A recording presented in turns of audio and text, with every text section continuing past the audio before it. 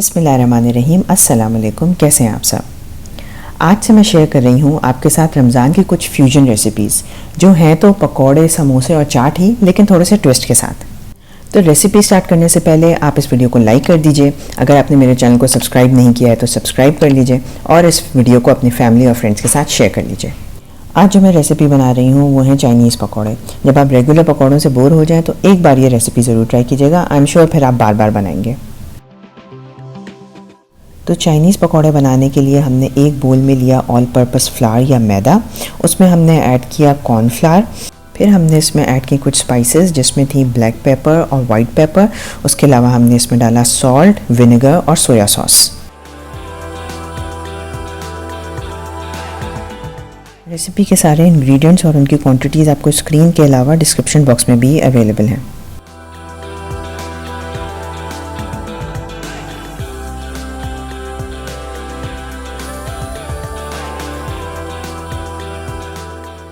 All purpose flower में ये सारे इंग्रेडिएंट्स ऐड करने के बाद मैंने इसमें ऐड किया एक एग और उसके बाद मैंने इसको अच्छी तरह मिक्स किया।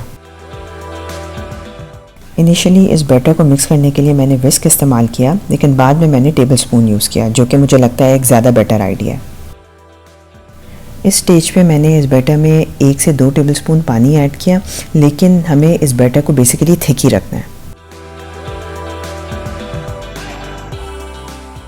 जब मैंने टेबल स्पून से इस बैटर को मिक्स करना शुरू किया तो ये बहुत आसानी से मिक्स हो गया और आप देख सकते हैं कि बैटर ना बहुत ज़्यादा क्लम्पी है और ना ही बहुत ज़्यादा रनी।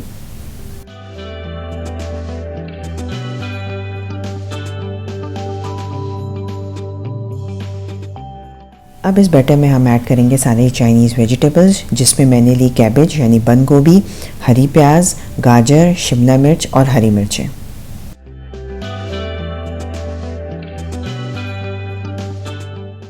चाइनीज़ पकौड़ों के लिए हमें बारीक कटी हुई वेजिटेबल्स चाहिए होती हैं, इसलिए मैंने कैबेज, कैरेट और कैप्सिकम को श्रेड कर लिया यानी कद्दूकश कर लिया और स्प्रिंग अनियन को मैंने छोटा छोटा चॉप कर लिया। सारी वेजिटेबल्स बैटर में डालने के बाद इसको हाथ से खूब अच्छी तरह मिक्स करें। उसके बाद इस बैटर को कवर करके 1 घंटे के लिए छोड़ दें। इस 1 घंटे में ये सारी वेजिटेबल्स अपना मॉइस्चर रिलीज़ करेंगी और बैटर की कंसिस्टेंसी थोड़ी लूज़ हो जाएगी जैसी कि हमें चाहिए। 1 घंटे के बाद बैटर थोड़ा लूज़ हो जाएगा जैसा कि आपको नज़र आ रहा है। अब हम इसके पकौड़े फ्राई करेंगे। पकौड़े फ्राई करने के लिए आप एक वॉक में ऑयल ले लें और उसे मीडियम फ्लेम पे हीट अप कर लें। उसके बाद स्पून से या हाथ से आप इस बैटर को ऑयल में ड्रॉप कर दें। इस स्टेज पे ये टिप है कि पकौड़ों का साइज़ बहुत ज़्यादा बड़ा मत रखिएगा ताकि पकौड़े अंदर से कच्चे ना रह जाएं।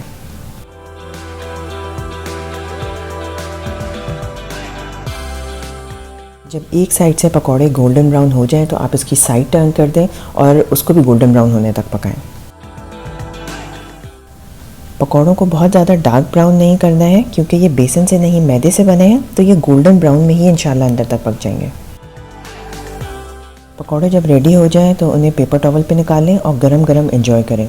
इतनी सारी वेजिटेबल्स डालने की वजह से ये पकौड़े बिल्कुल हेवी नहीं होते और बहुत ही अच्छे क्रंची और यमी बनते हैं।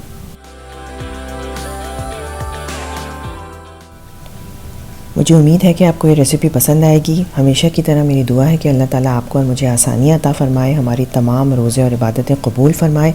इंशाल्लाह नेक्स्ट ब्लॉग के साथ फिर मिलते हैं। अपना बहुत ख्याल रखिएगा, मुझे दुआओं में याद रखिएगा। अल्लाह हाफ़िज़।